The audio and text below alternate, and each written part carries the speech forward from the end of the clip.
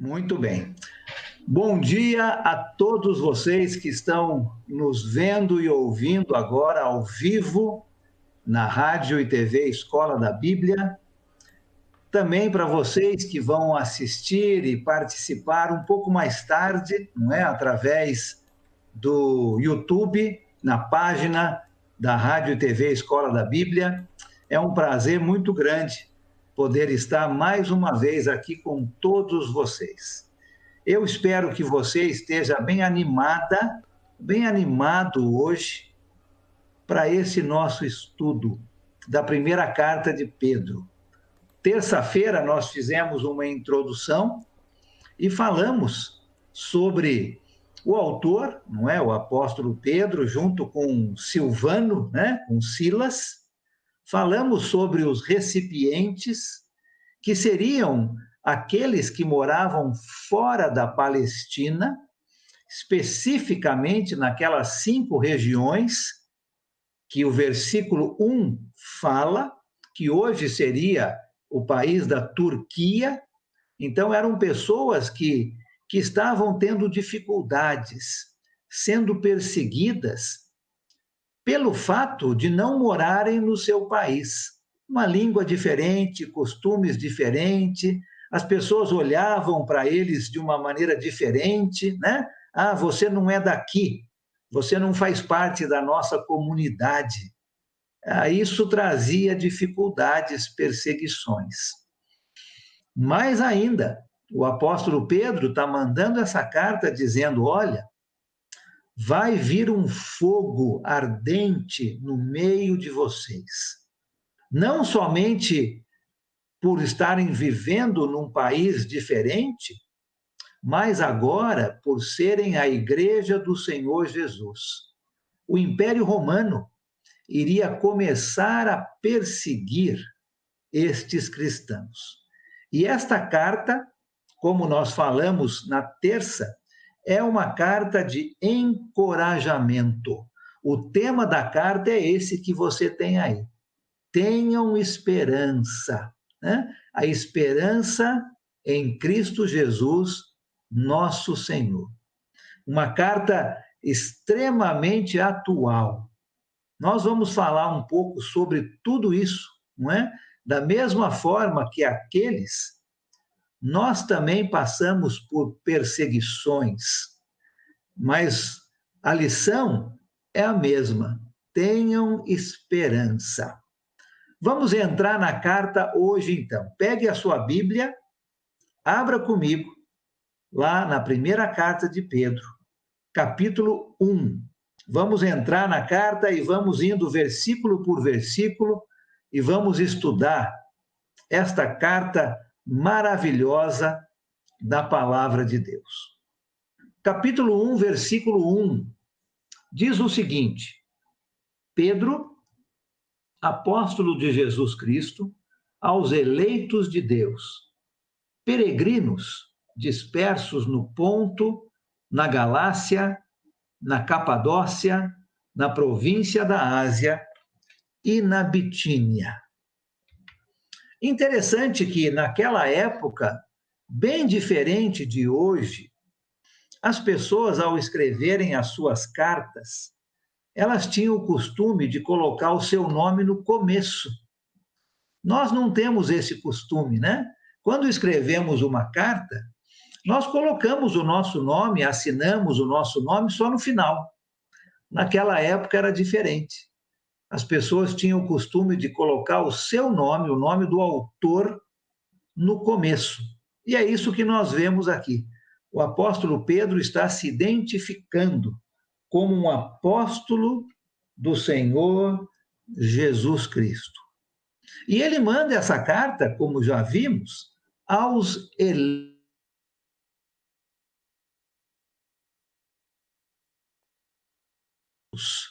Ou, se você está lendo pelo Almeida, forasteiros na dispersão.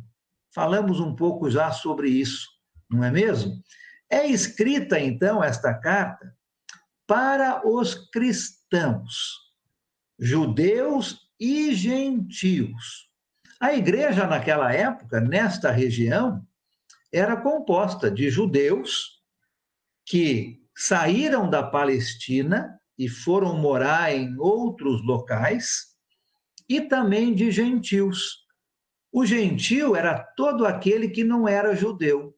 Então, aquelas pessoas que eram habitantes naturais destes 5 locais que nós vimos aqui, Ponto, Galácia, Capadócia, Ásia e Bitínia, as pessoas que habitavam ali, chamadas de gentios, também aceitaram a palavra e agora se tornaram discípulos de Jesus.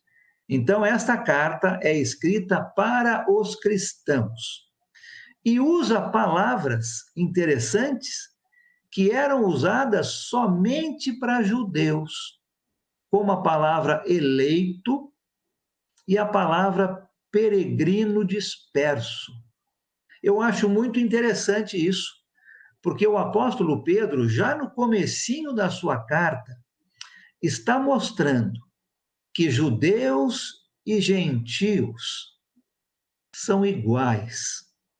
Quando eles se tornam discípulos de Jesus, não existe mais diferença entre judeu e não judeu, judeu e gentio. Agora todos são eleitos, todos são peregrinos dispersos. O apóstolo Pedro está incluindo aqui nesta introdução, neste começo da sua carta, judeus e gentios cristãos. São iguais perante o nosso Deus. Olha comigo, para você ter certeza disso, olha comigo o versículo 18 do capítulo 1. Vamos pular um pouquinho para frente, depois vamos voltar para lá. 1,18 diz o seguinte: pois vocês sabem que não foi por meio de coisas perecíveis, como prata ou ouro, que vocês foram redimidos da sua maneira vazia de viver, transmitida por seus antepassados. Pedro está se referindo aos gentios, né? O judeu não tinha uma maneira vazia de viver. O gentio, sim. E olha o capítulo 2, versículo 10. 2,10 diz o seguinte: antes, vocês nem sequer eram povo, mas agora são povo de Deus. Não haviam recebido misericórdia, mas agora a receberam. Não está se referindo ao judeu aqui, não. Está se referindo ao gentio. Então, a carta é escrita para cristãos, judeus e gentios. E Pedro está mostrando que o gentio é igual ao judeu. Ele tem todos os direitos, ele é chamado de eleito também, de peregrino disperso também. Somos iguais perante o nosso Deus.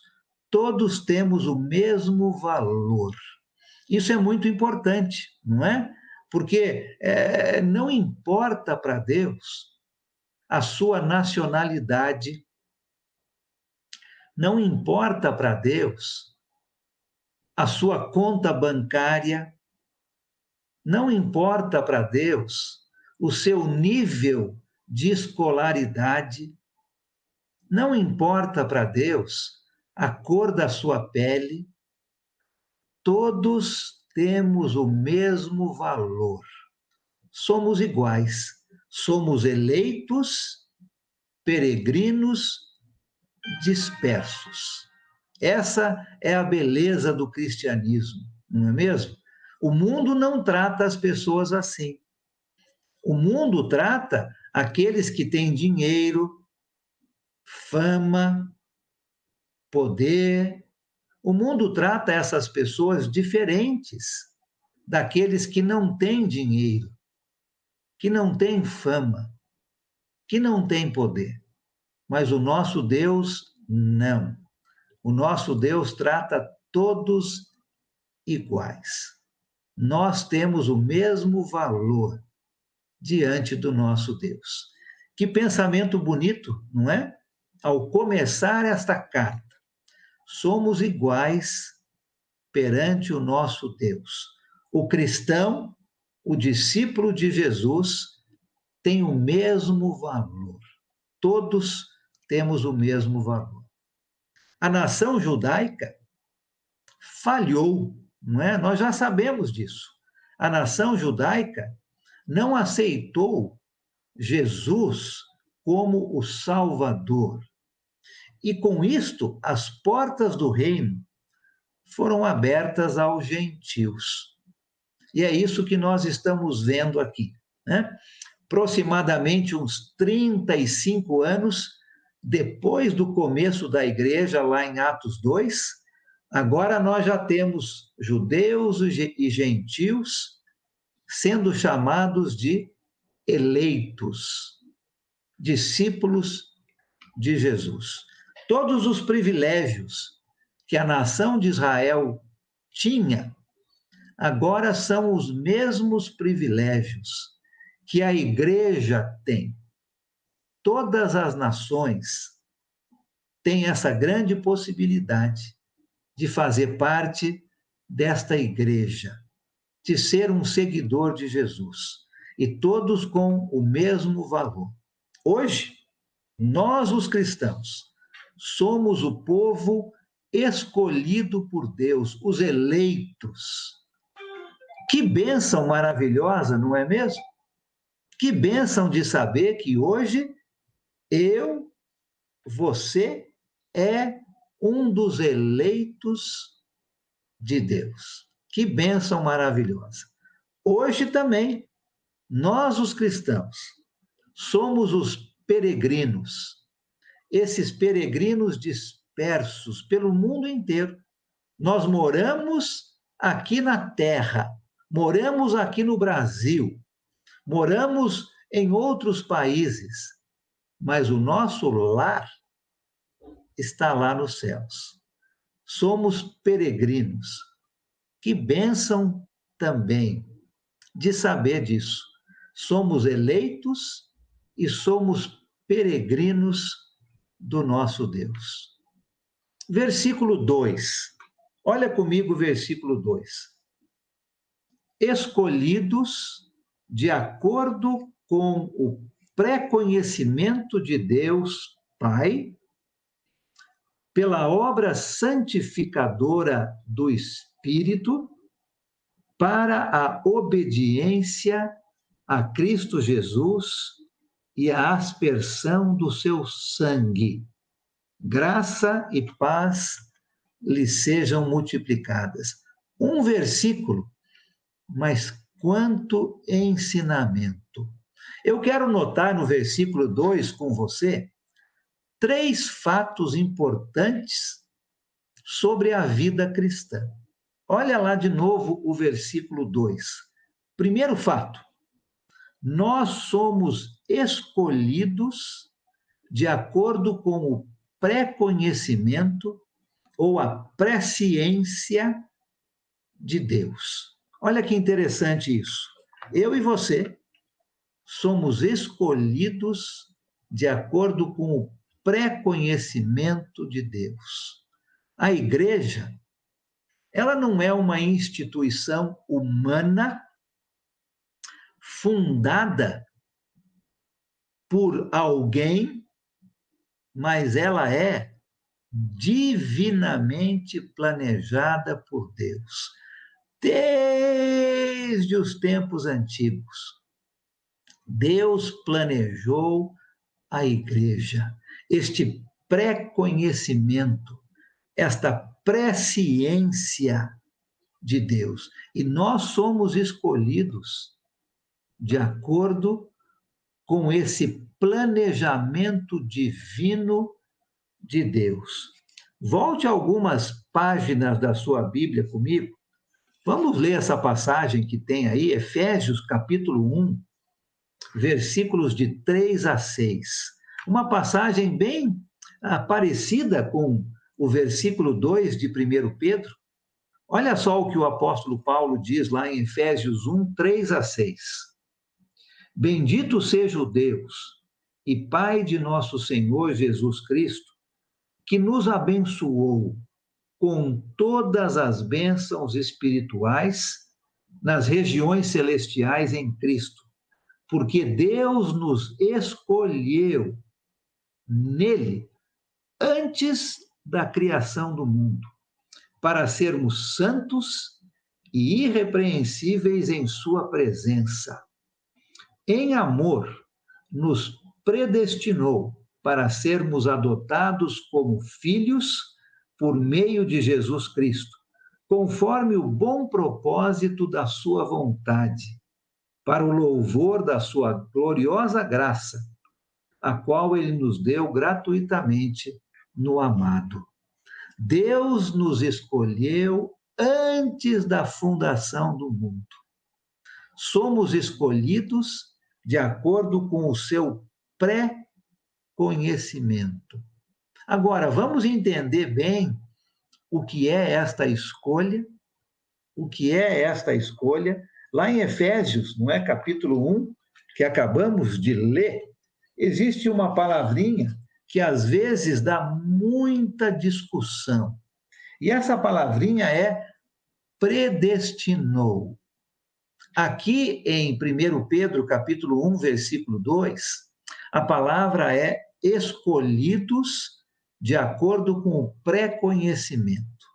Lá fomos predestinados. Deus nos escolheu antes da fundação do mundo. Será que isso significa que eu hoje não tenho escolha? Eu sou um robô? Deus, antes da fundação do mundo, escolheu uma pessoa e não escolheu outra? E não importa o que façamos hoje, uns são escolhidos e outros não? Tem gente que pensa assim, não é mesmo? Tem gente que pensa que, olha, fulano de tal já foi predestinado. Não faz mal se ele vai ser uma pessoa boa, uma pessoa ruim, ele já está predestinado aos céus. Eu não acredito nisso. Eu acredito que o nosso Deus nos deu a escolha. Nós temos essa capacidade, diferente dos animais, por isso que o ser humano não é um animal. O ser humano foi criado à imagem e à semelhança de Deus. A nós foi dada o direito de escolher ser uma pessoa boa, ser uma pessoa ruim. Escolher aceitar obedecer Jesus ou aceitar desobedecer. Agora, como que isso se encaixa nessa predestinação, nesse ser escolhido de acordo com o pré-conhecimento de Deus? Acredito que não é difícil de entender isso. Vou dar um exemplo que acredito que ajude. Vamos supor que nós estamos numa sala de aula e a professora diz o seguinte: amanhã vamos ter uma prova. E a prova vai ser tudo que está no capítulo 8. Aqueles que estudarem o capítulo 8 estão predestinados a irem bem na prova. Aqueles que não estudarem o capítulo 8 estão predestinados a não irem bem na prova. Todos fomos predestinados, escolhidos antes da criação do mundo. Agora, temos uma escolha: se vamos estudar para passar na prova ou não. Se estudarmos, se obedecermos ao Evangelho, nós vamos passar na prova. E somos, então, predestinados ao céu. Agora, se decidirmos não estudar, não obedecer a Jesus, somos predestinados a não irmos para o céu. Eu espero que ficou mais fácil você entender esse texto. Nós fomos escolhidos de acordo com o pré-conhecimento de Deus. A igreja, ela é divinamente planejada. Mas eu e você temos uma escolha. Aceitamos através da obediência ou não aceitamos através da desobediência. Vamos voltar lá para 1 Pedro, capítulo 1, versículo 2. 3 fatos sobre a vida cristã. O primeiro deles é esse: somos escolhidos de acordo com o pré-conhecimento de Deus. O segundo fato: somos escolhidos pela obra santificadora do Espírito. O Espírito Santo, ele está com o cristão sempre, ajudando o cristão a se santificar, a se tornar cada vez mais e mais como Cristo. Nós somos escolhidos pela obra santificadora do Espírito. O Espírito Santo nos ajuda, dia a dia, a ser cada vez mais como Cristo. Olha uma passagem que ajuda com esse entendimento. Segundo a carta aos Tessalonicenses, capítulo 2, versículo 13. Segundo Tessalonicenses 2, 13. Diz o seguinte: mas nós devemos sempre dar graças a Deus por vocês, irmãos amados pelo Senhor, porque desde o princípio, mesma ideia, né? Deus os escolheu para serem salvos mediante a obra santificadora do Espírito e a fé na verdade. Desde o princípio, Deus escolheu você. Desde o princípio, Deus escolheu a mim para sermos salvos pela obra santificadora do Espírito. De novo, nós temos uma escolha. Aceitamos ou não aceitamos? Aquele livre-arbítrio, não é? Nós temos a capacidade de decidir aceitar a escolha de Deus ou rejeitar a escolha de Deus. Aqueles que aceitam são escolhidos pela obra santificadora do Espírito Santo.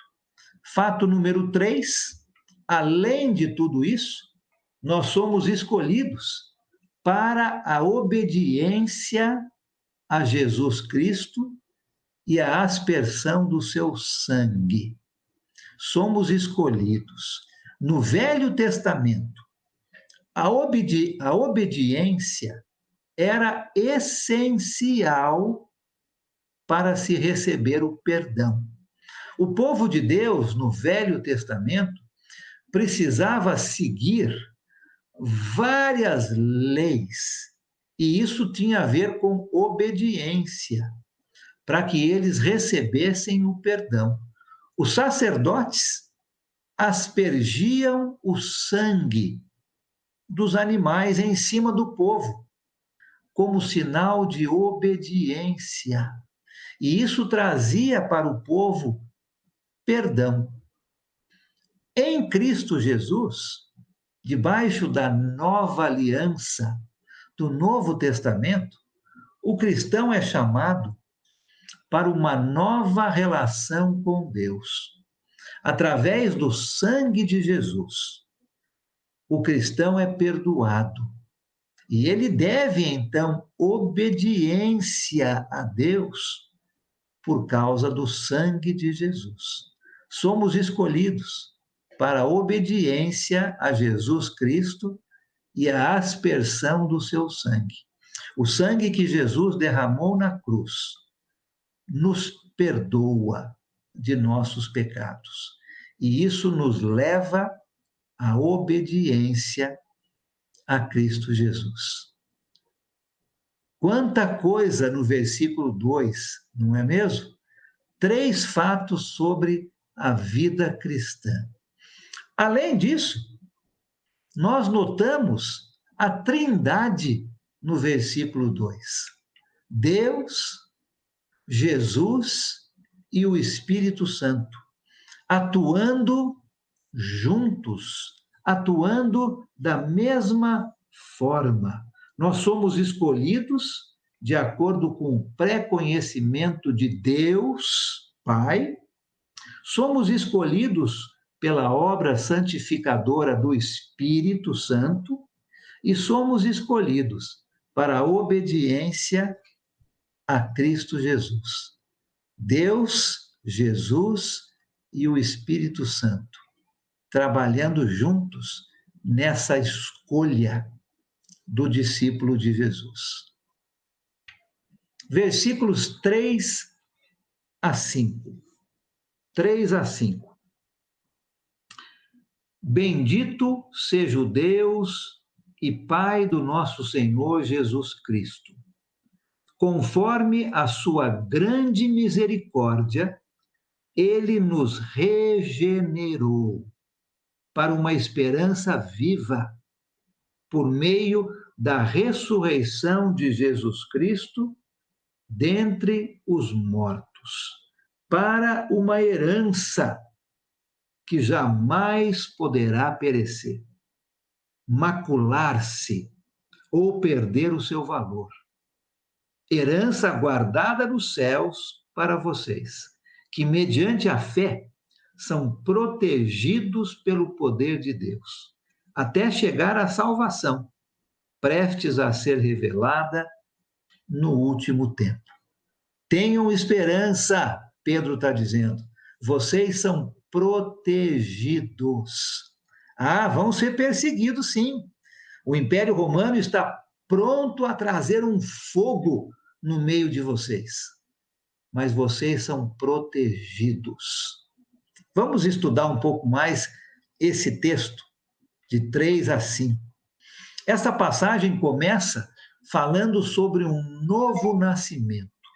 Nós fomos regenerados para uma esperança viva. A palavra regenerado significa gerado de novo, né? É um novo nascimento. Quando nós nos tornamos cristãos, quando nós obedecemos ao Evangelho, somos batizados por imersão, uma mudança radical acontece. É como se fosse um novo nascimento, uma regeneração, uma geração nova. É isso que acontece. Pedro mostra isso. Depois ele fala sobre uma herança que nós temos por causa deste novo nascimento. Versículo 4, né? Temos uma herança. Porque nascemos de novo, porque agora fazemos parte da família de Deus, nós temos uma herança. E olha como é esta herança. A herança é descrita com 3 ideias, aqui no versículo 4. 3 ideias. A primeira delas é essa.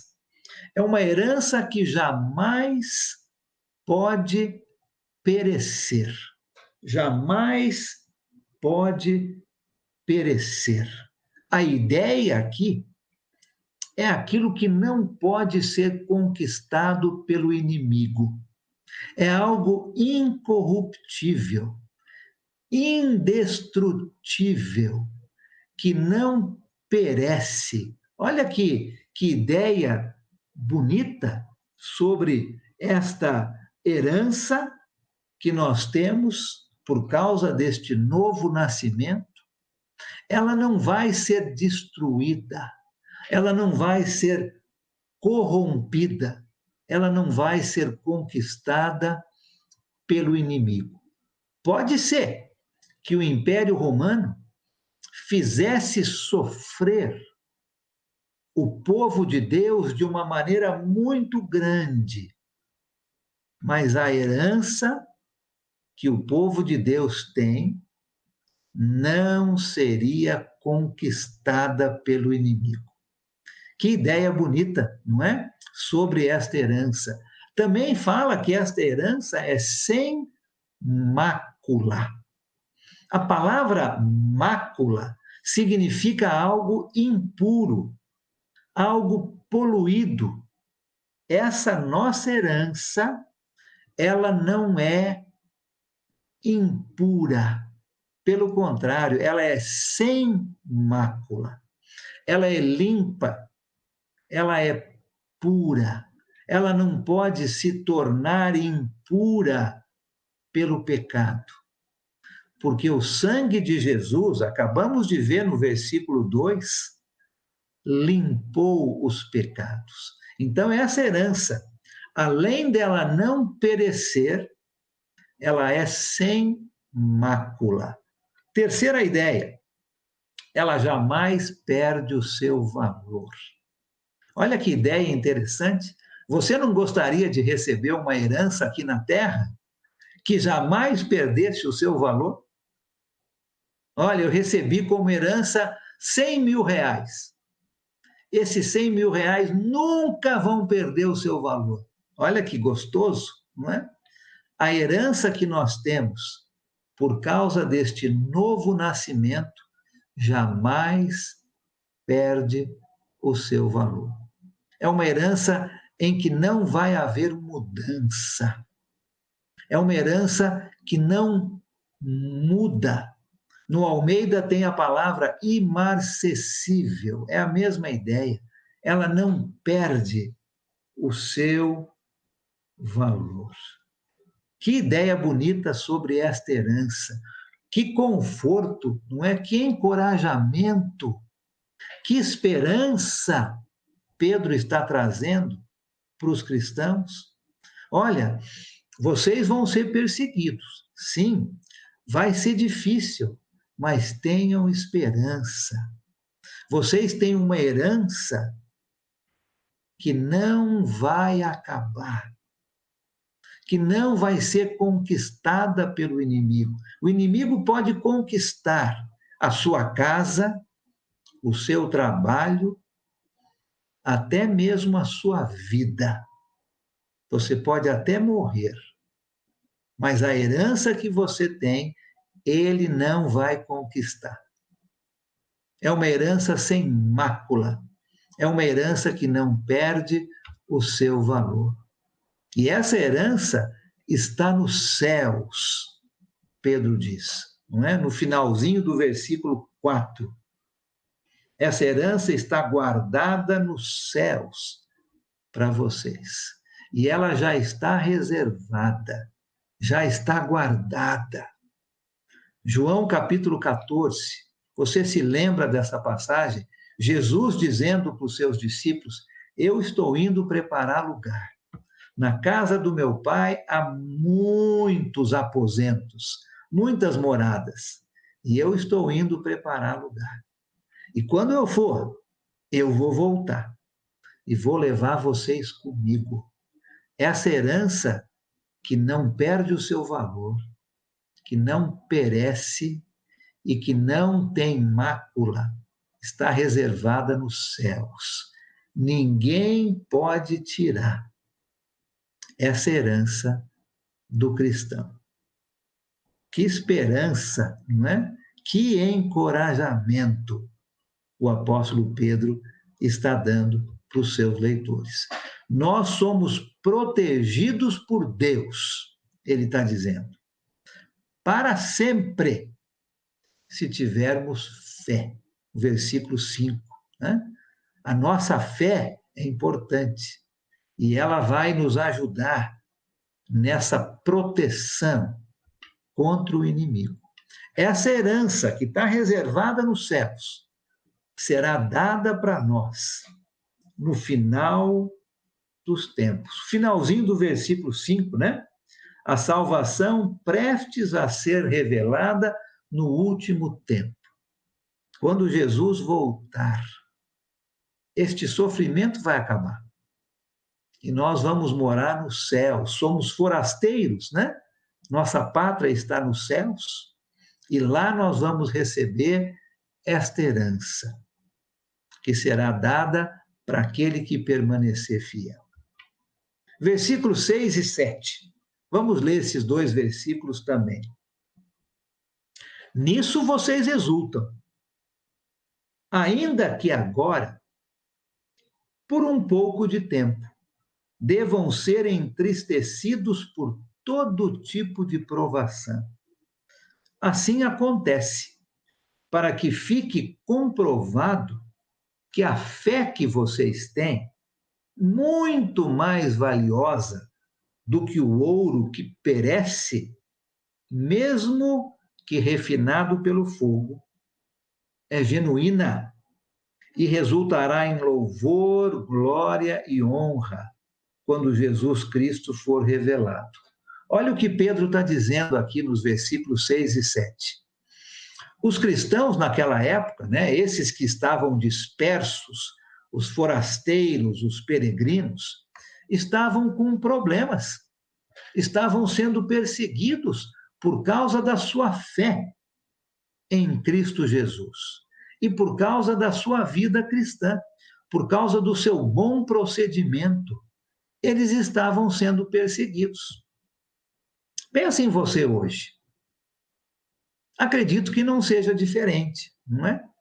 Por causa da sua fé, por causa da sua boa conduta, da sua vida cristã, você vai sofrer perseguição. É isto que Pedro está dizendo aqui. Olha, vocês vão sofrer por causa da sua fé. E Pedro dá 3 razões pelas quais aqueles cristãos poderiam suportar as dificuldades. As razões são as mesmas para você e para mim. Vamos examinar essas razões nos versículos 6 e 7. A primeira delas: vocês podem aguentar o sofrimento, aguentar a perseguição, por causa das glórias que serão suas nos céus. Já falamos sobre a herança, né? A herança que está guardada. A perseguição não é o fim, Pedro está dizendo. A vida com Deus já está reservada para aquele que for fiel. Então, a primeira razão de poder aguentar a perseguição e o sofrimento é essa. É lembrar das glórias que serão suas e deles, naquela época, nos céus. Exemplo: alguém pode aguentar hoje a dor de um tratamento médico porque sabe que no final vai ter a sua saúde de volta, não é? Às vezes temos que passar por uma cirurgia, é dolorido, o pós-operatório, tem que fazer exercício, fisioterapia, mas a gente suporta a dor porque sabemos que no final nossa saúde será restaurada. Pedro está dizendo: aguentem, porque no final vocês já têm as glórias reservadas para vocês no céu. A segunda razão de poder aguentar perseguição e sofrimento é essa. Se eles se lembrassem que cada provação é um teste. Antes que o ouro se torne puro, Pedro fala, ele tem que ser refinado, ele tem que passar pelo fogo. O fogo tira todas as impurezas e deixa no final somente o ouro puro. Pedro está dizendo: olha, nossos sofrimentos, nossas dificuldades são assim. Este fogo no nosso meio está servindo para nos purificar, está servindo para tirar todas as impurezas. E no final, teremos algo puro. Se nos lembrarmos que cada provação é um teste, é um fogo que está tirando as impurezas, nós vamos aguentar. Como um exemplo, pensa num atleta. O atleta, ele treina de uma maneira rigorosa. E esse treinamento não é feito no sentido para cansar o atleta. Pelo contrário, é feito para ajudar o atleta a aguentar, a ter condicionamento físico para chegar até o final. É isso que Pedro está dizendo, né? Esse fogo, essa provação, está nos ajudando a ter condicionamento físico para chegar até o final. E a terceira razão que Pedro dá aqui nos versículos 6 e 7, para aguentarmos até o final, é que no final, o próprio Senhor Jesus vai nos dar glória e honra. Que ideia fantástica essa, não é? Que ideia que traz esperança no final de nossas vidas, se nos mantivermos fiéis, né? Se aguentarmos sofrimento, perseguição, o próprio Senhor Jesus vai nos dar glória e honra. Um dia, nós vamos ouvir o Senhor Jesus dizer: muito bem, servo bom e fiel, entra no gozo que está preparado para você desde a fundação do mundo. Lembra dessas palavras de Jesus? Eu acredito que é isso que Pedro está se lembrando. Aqui, quando ele fala, no final do versículo 7, né? Quando somos passados pelo fogo, a nossa fé se torna genuína, pura, e o resultado disso é que vamos ter louvor, glória e honra quando o Senhor Jesus for revelado. Um dia nós vamos ouvir essas palavras: muito bem, servo bom e fiel. Hoje, nós podemos suportar as provações, nós podemos aguentar qualquer dificuldade. Se lembrarmos que as provações que vêm em nossa vida são testes da nossa fé, e elas estão nos ajudando a nos purificarmos, a retirar da nossa vida tudo que é impuro, a nos dar aquele condicionamento físico para aguentarmos a corrida até o final. E no final, nós vamos receber de Jesus glória e honra. Muito bem, servo bom e fiel. Vamos ver mais dois?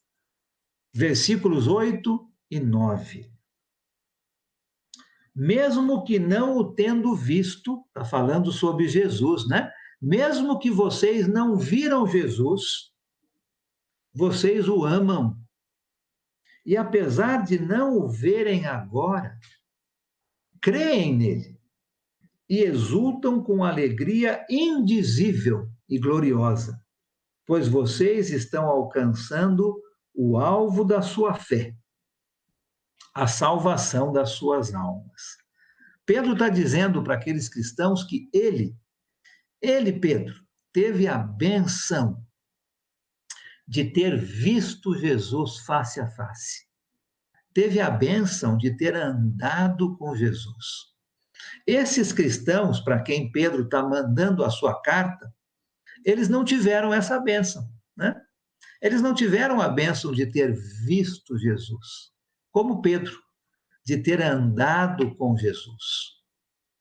Você e eu também não. Da mesma forma, nós não tivemos essa bênção de termos andado lado a lado com Jesus, mas, através da nossa fé, nós cremos em Jesus. É isso que Pedro está dizendo, né? Você que está morando fora do seu país, você que está sendo perseguido, você que está sendo insultado, lembre-se de Jesus. Embora você não o tenha visto, através da sua fé, você crê em Jesus. E isto está fazendo com que você ganhe o resultado. Finalzinho do versículo 9. E este resultado é a salvação das suas almas. Vamos ler os versículos 10 a 12 e aí nós vamos terminar por hoje. 10 a 12 diz o seguinte: foi a respeito desta salvação que os profetas que falaram da graça destinada a vocês investigaram e examinaram, procurando saber o tempo e as circunstâncias para os quais apontava o Espírito de Cristo, que neles estava, quando lhes predisse os sofrimentos de Cristo e as glórias que se seguiriam àqueles sofrimentos. A eles, né, aqueles profetas, foi revelado que estavam ministrando não para si próprios, mas para vocês, quando falaram das coisas que agora lhes foram anunciadas por meio daqueles que lhes pregaram o Evangelho, pelo Espírito Santo enviado dos céus. Coisas que até os anjos anseiam observar. Olha o que Pedro está dizendo aqui para aqueles cristãos. Ele está dizendo que os profetas do Velho Testamento, que viveram muito tempo antes deles, eles tentaram entender sobre a salvação em Cristo Jesus. Tentaram, mas o entendimento naquela época não era completo. Até mesmo os anjos, Pedro diz, ansiavam entender o que eles estão entendendo hoje, que através da morte de Jesus, através do sangue de Jesus derramado na cruz, existe salvação para todos, judeu e gentil igualmente, que não existe mais nenhuma diferença entre os povos. Os profetas do Velho Testamento, Pedro diz, tentaram entender. Os anjos ansiavam entender o que vocês entendem hoje, que a salvação existe para todos através de Cristo Jesus. Nós, hoje, conhecemos o que eles tentavam entender. Que bênção que nós temos, não é mesmo? Pedro está dizendo para aqueles cristãos: olha a esperança que vocês têm. Vocês entendem hoje o que os profetas do Velho Testamento não entendiam, o que os anjos ansiavam entender. Vocês hoje entendem. Eu e você, 2020, o ensinamento é o mesmo. Nós entendemos hoje muito mais sobre a salvação em Jesus do que os profetas do Velho Testamento entendiam, do que os anjos ansiavam entender. A salvação, através de Cristo Jesus, é para todos. Que começo bonito dessa carta, não é mesmo? Que encorajamento Pedro está dando. E só estudamos 12 versículos hoje. Né? Tenham esperança, Pedro está dizendo. Leia o restante de 1 Pedro. Se Deus permitir, terça-feira que vem, vamos continuar o capítulo 1. E vamos ver que encorajamento bonito esta carta nos traz.